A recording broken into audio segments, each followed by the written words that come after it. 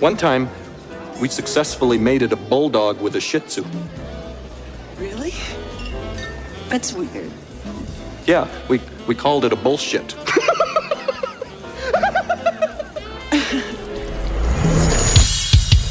Okay, is this guy just making it up as he goes? Yep. Is it all BS? Yep. Here's Big Nate with some more BS, because it's BSing with Big Nate.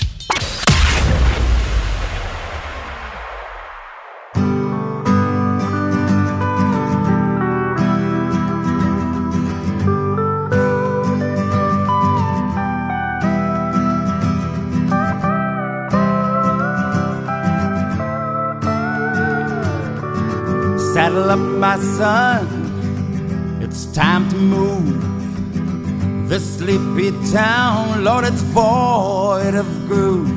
And it's so done. It's pure suffocation and make-believe. Even the temptations, they're not designed to deceive.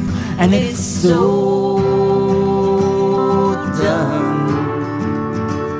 Today I ride alone, I won't be coming home. Today I ride alone. I don't know where I'm going, but I'm going on my own. Today I ride alone.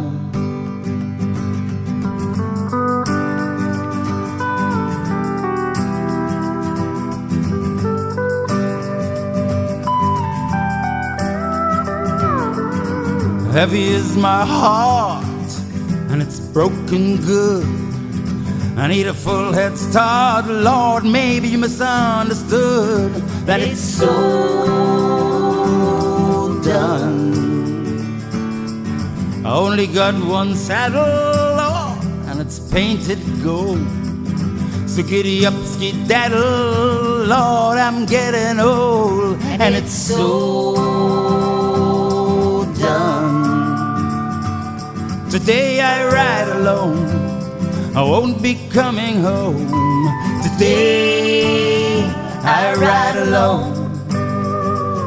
Yeah, I don't know where I'm going, but I'm going on my own. Today I ride alone.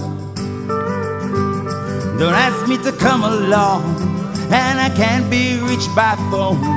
Today I ride alone. And don't you try to find me, let me sing like a stone. Today I ride alone.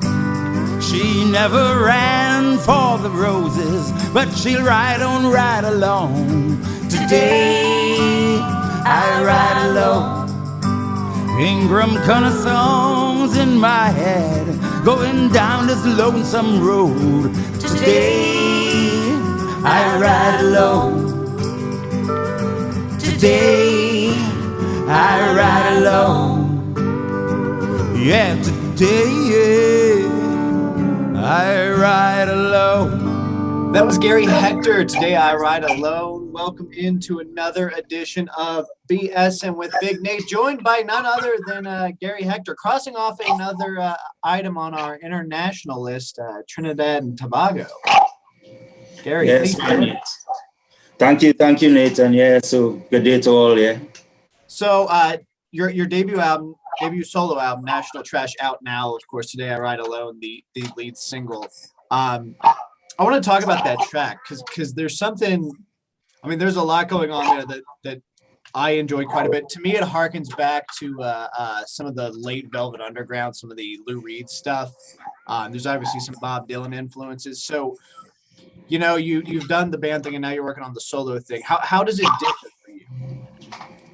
As a apart from the obvious differences of no band or no band members to talk to and all that, which is quite strange because I've been in bands for a long time. But as far as the writing and so on, it's still, for me, it's pretty much the same because I always sit alone and write on an acoustic guitar. So just at this time around, I decided, okay, I'll just go with that and leave it like that and just add a couple little things to it, you know. And you might be correct. I mean, you're probably correct with that whole Dylan and Underground, Lou Reed stuff, because it's a whole, and the band framework, I was more into stuff, Velvets, the Clash, the Pistols, the Stones, real classic rock and classic punk stuff too, you know. So, but I always had this internal Dylan thing, and for a while I've been checking out a lot of country and Americana, and so I decided, look, if I'm on my own now, I'll just that country album that was kind of always in me, that Americana album, you know. Yeah, I think the final product, what you've got here, is definitely it's something that we don't see in music a lot these days. This would be what I would call like an iconic kind of a landmark piece. It very much so is indicative of all of the influences. It's very much so pays tribute to kind of the roots of Americana, rock and roll, and I love what you've got here. What is your musical background? How did you land on all this stuff? You know, when you're a kid growing up listening to stuff. Well, yeah, the thing that's a bit strange in that, I mean, picture Trinidad, early 70s or whatever, growing up, you're just hearing what's available on the radio. You know, in those days, maybe 2 radio stations. Then we would get the American Top 40, Countdown, Casey Kasem. So you might be exposed to different songs. So you're buying 7 inches around what you're hearing, and the whole reggae explosion happening at the same time. Marley and Jimmy Cliff and all that stuff coming down to Trinidad. So it was just soaking in all that stuff, just as a listener, has no influence to play or anything yet, you know. And once I was friends with a box guitar, and I was like, what's that? What are you all doing with this? And what rock you're listening to? What is rock? What's so, you know? So then I would hear an album, I was like, what is this? But then you can't find it nowhere, you know, you really can't access some of the things. You might get a magazine and you're reading about certain things, but you can't access it because no one got the album. There's no internet, there's no download, you know. So it was kind of strange, you know. As I always tell the story that yeah, we were Clash fans and Sex Pistols fans for like a couple of years without hearing the band, just by reading about it. And this looks cool, we want to hear this. Same thing with the Velvet. All that stuff took a long time to get access to, you know. But once working and so on. It's all cool, man. Once you start working and so on, and you might send away for some if somebody's traveling, and you write down some things and you hope you get it back, and then, well, so it's a bunch of influences I have with that. Once I touched that guitar the first time, there was no turning back, and I just started to search out rock and basically study it too. You know, if I go into something, I want to know what is this about and go back. You know, I'm not staying in the present. Same as when I started to check out this country and Americana stuff. Present things, and okay, I need to go right back. So it's right back to Hank Williams and Jimmy Rogers and all that stuff, you know, Dottie West and Patsy Cline, and so just the ancient stuff to really get, you know, to get the full. Yeah. I think that's kind of the trademark of anyone who's incredibly passionate about something, is you immediately kind of want to consume every bit of it and figure out. And in a weird way, it's kind of like an addiction, but it just becomes so driven and you become so focused on it. Yep. Yeah. Spot on. Like I said, I think everything on National Trash comes across very considered, very well thought out, and it's an incredibly powerful piece. But and of course, it's out now, so anyone out there watching, definitely go ahead and give the full album a listen, because there's some really killer stuff there. But I do have to ask, what are you working on next? What are your plans after this now? Well, it was a full task to just get this sorted out and get this organized within that whole drama of the pandemic and so on. Again, back to the band thing. I mean, this is the first time I ever recorded with what we call remote recording, you know, and people I don't even know. The pedal steel guy is from Nashville. His name is John Heinrich. The female vocal is also from Nashville, Nikki Nelson. I've never met these people. So it was a bit strange. I will always be sitting in a room while they're mixing and recording with the drummer, with the bass player, with the guitar player. We have a gang, you know. Yeah. And this was just like waiting for information and waiting. And I'm not too brilliant with all this social media stuff and the internet. And I was just like, it was just nightmarish at times. No?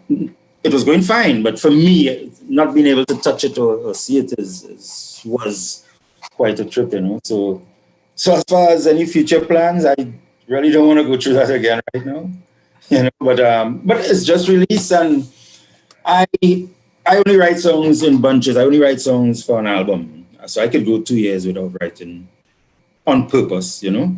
Yeah. I just because once I write, I will want to record, and I can't do that. So I will wait. I'm cool. I'm just trying to get the album out, and so again, thanks for having me to let people know about it and so on, and just doing the stuff, you know. Yeah, absolutely. National Trash, like I said, it's out now. It's a landmark piece of Americana, and definitely something that, to me, and I don't know, maybe the same for you. It's a very good, like, kind of sit and listen front to back, and just kind of make it like a conscientious thing, like sitting by the fire pit, kind of a fire going. Yeah. I was seeing all that kind of thing. Obviously, it's not going to be played in some massive nightclub or something. Obviously, you know, so. I would see it as a driving record or a chilling record, as you say, you know. And then that's up to the people, man. I just write in songs. You know? That's up to them.